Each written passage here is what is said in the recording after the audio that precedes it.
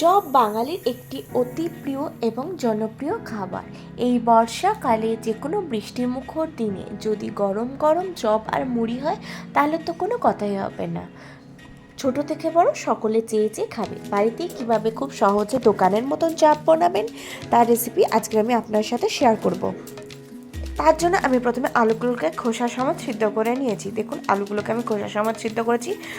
এবার আলুগুলোর খোসাটাকে আমি প্রথমে ছাড়িয়ে নেব। দেখুন আলুর খোসাটাকে আমি খুব ভালোভাবে ছাড়িয়ে নেব। আপনি যদি আমার চ্যানেলে নতুন হয়ে থাকেন তাহলে আমার চ্যানেলটি সাবস্ক্রাইব করার অনুরোধ রইল এবং পাশে থাকা বেল আইকনটি অবশ্যই প্রেস করে দেবেন, তাহলে আমার ভিডিও সর্বপ্রথম নোটিফিকেশান পেয়ে যাবেন।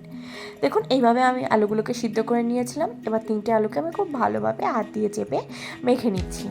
গ্যাসে কড়া নিয়ে নিচ্ছি, তাতে আমি দিয়ে দিচ্ছি সর্ষের তেল।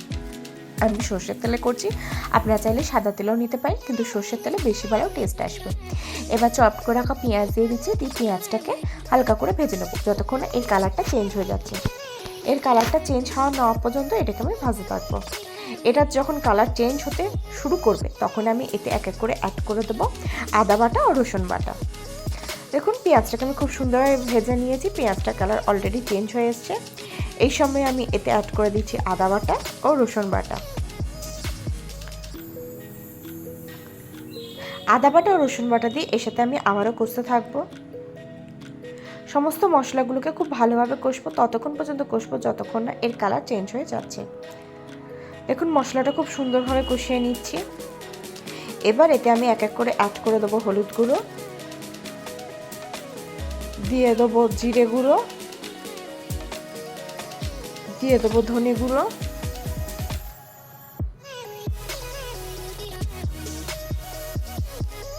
দিয়ে দেবো কিছুটা পরিমাণে চিলি ফ্লেক্স। আপনারা চাইলে লঙ্কা ভেজে সেই লঙ্কা গুঁড়োটাও এতে অ্যাড করতে পারেন। দিয়ে সমস্ত মশলা দিয়ে খুব ভালোভাবে আমি কষাতে থাকবো। অলমোস্ট 3-4 মিনিট খুব ভালোভাবে কষিয়ে নেবো। একদম লাস্টে আমি দিয়ে দিচ্ছি কিছুটা পরিমাণে গরম মশলা গুঁড়ো, দিয়ে এটাকে খুব ভালোভাবে কষিয়ে নিলাম। এবার এতে আমি অ্যাড করে দেবো আগে থেকে স্ম্যাশ করে রাখা আলুটা। দেখুন স্ম্যাশ পটেটোটা আমি এতে দিয়ে দিচ্ছি, দিয়ে এর সাথে খুব ভালোভাবে কষাতে থাকছি। দেখুন আলু দিয়ে আমি এই মশলার সাথে খুব ভালোভাবে কষিয়ে নিচ্ছি। সমস্ত আলু ও মশলাকে এর সাথে খুব ভালোভাবে কষাবো, খুব ভালোভাবে কষিয়ে নেব যাতে সমস্ত মশলাগুলো এর সাথে একদম ভালোভাবে মিশে যায়। দেখুন সমস্ত মশলা খুব সুন্দরভাবে কষানো হয়ে গিয়েছে।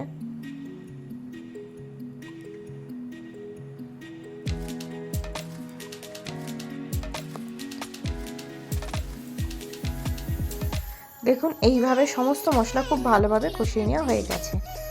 এবার এটাকে আমি একটা পাত্রে ঢেলে রেখে দেবো। এবার একটা বোল নিয়েছি, তাতে আমি নিয়ে নিয়েছি কিছুটা পরিমাণে বেসন, দিয়ে দেবো সামান্য পরিমাণে নুন, সাথে অ্যাড করে দেবো হলুদ গুঁড়ো, দিয়ে দেবো লঙ্কা গুঁড়ো, সাথে এতে আমি দিয়ে দেবো কিছুটা পরিমাণে চালের গুঁড়ো। চালের গুঁড়ো দিলে খুব সুন্দর ক্রিপসি হবে। আমি এখানে 2 চামচ মতন চালের গুঁড়ো অ্যাড করে দিলাম, আর দিয়ে দিলাম কিছুটা পরিমাণে বেকিং সোডা। দিয়ে সমস্ত শুকনো উপকরণগুলোকে আগে খুব ভালোভাবে মিশিয়ে নেব।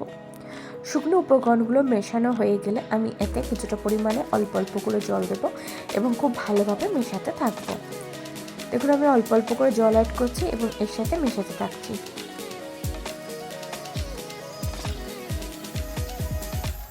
দেখুন খুব ভালোভাবে আমি মিশিয়ে নিয়েছি, ব্যাটারটা খুব সুন্দরভাবে তৈরি হয়ে গিয়েছে। এবার আমি এটাকে খুব ভালোভাবে হাত দিয়ে ফেটিয়ে ব্যাটারটাকে রেডি করে নেব। এমনভাবে ব্যাটারটা তৈরি করতে হবে যাতে খুব বেশি পাতলা না হয় আবার খুব বেশি গাঢ় না হয়। দেখুন আমি হাত দিয়ে ফেটিয়ে নিচ্ছি। ব্যাটারটা এমনভাবে ফাটাতে হবে যাতে কোনো লাম্পসও না থাকে। দেখুন আমি খুব সুন্দরভাবে ফাটাচ্ছি, ফাটালে এই লাম্পসগুলো ধীরে ধীরে চলে যাবে। দেখুন আমি খুব ভালোভাবে ফেটিয়ে নিয়েছি, এতে এখন আর কোনো রকমভাবে লাম্পস নেই। আমি ব্যাটারটা আপনাদের হাতে তুলে দেখাচ্ছি। দেখুন ব্যাটারটা ঠিক এই রকম হবে, না বেশি পাতলা না বেশি ঘন। এবার ব্যাটারটাকে আমি সাইডে রেখে দেবো। এবার যে আলুর পুরটা তৈরি করে রেখেছিলাম সেটাকে আমি নিয়ে নেব। তার থেকে আমি কিছুটা করে অংশ নেব, নিয়ে ছোট ছোট বল আকারে তৈরি করে নেব। প্রথমে আমি হাতে তেল মাখিয়ে নিলাম যাতে আলুর পুরটা হাতে লেগে না যায়। এবার এইভাবে ছোট ছোট বল শেপে তৈরি করে নেব। এটা এতক্ষণে ঠান্ডা হয়ে গিয়েছে। এবার আমি ধীরে ধীরে এরকম বেশ কয়েকটা বল বানিয়ে নেব। এবার আমি একটা যে কোনো পলিথিন নিতে পারেন আপনারা। আমি এখানে তেলের প্যাকেট নিয়েছি। যদি এমনি পলিথিন নেন সেক্ষেত্রে পলিথিনটাতে একটু তেল মাখিয়ে নেবেন, তাহলে আপনারা যখন চপটা রেডি করবেন তখন পলিথিনের গায়ে আটকে যাবে না। যাতে না আটকে তাই আমি একেবারে তেলের প্যাকেটই নিয়েছি। এবার তৈরি করে রাখা দুটো বল আমি প্রথমে দিয়ে দিলাম। এবার তেলের প্যাকেটটাকে আমি বন্ধ করে দেবো, দিয়ে ওপরে একটা সমান জিনিস দিয়ে এইভাবে ধীরে ধীরে চেপে দেবো। দেখুন আমি এইভাবে ধীরে ধীরে চেপে দিচ্ছি। খুব সুন্দর করে হাত দিয়ে খুব ভালোভাবে চাপতে হবে। দেখুন চাপলেই তৈরি হয়ে যাবে খুব সুন্দরভাবে আমাদের চপের। এবার এটাকে আমি সাইডে রেখে দেবো। এই সাইডে তেল গরম করে নিয়েছিলাম, এই গরম হয়ে তেল ওই ব্যাটারে একটুখানি দিয়ে দেবো, দিয়ে ব্যাটারটাকে আবারও ফেটে নেবো। এবার তৈরি করে রাখা চপটা ওই ব্যাটারে দেবো, দিয়ে ব্যাটারে খুব ভালোভাবে কোট করব। কোট করে এই তেলে দিয়ে দেবো। প্রসঙ্গত বলে রাখি, তেলটাকে আমি খুব ভালোভাবে গরম করে নিয়ে গ্যাসের ফ্লেমটাকে একদম লো করে দিয়েছি। লো ফ্লেমে চপটাকে ভাজতে হবে, তাহলে চপটা একদম ভেতর বাইরে খুব সুন্দরভাবে মুচমুচে ভাজা হবে। দেখুন চপটাকে আমি তেলে ছেড়ে দিয়েছিলাম, এটা কি সুন্দর ফুলে ওপরে ভেসে উঠেছে। এইভাবে আমি সমস্ত চপগুলোকে ভাজবো। এক পাশটা ভাজা হয়ে গেলে উল্টে দেবো, দিয়ে অপর পাশটাকে ভাজবো। তবে আমি চপগুলোকে প্রথমে হালকা ভেজে তুলে রাখবো, তারপর সমস্ত চপ ভাজা হয়ে গেলে সেগুলোকে আবার কড়াই দিয়ে আবার দ্বিতীয়বার ভাজবো। এইভাবে চপ ভাজলে চপগুলো খুব সুন্দর মুচমুচে হবে। দেখুন এইভাবে আমি খুব সুন্দরভাবে চপগুলোকে ভেজে নিচ্ছি। একদিকটা হয়ে গেলে আমি উল্টে দেবো, দিয়ে অপর পাশটাকেও ভেজে নেবো। দেখুন আমি উল্টে দিচ্ছি, দিয়ে অপর পাশটাকেও ভাজতে দিচ্ছি। এবার এগুলোকে তুলে আমি সাইডে রেখে দেবো।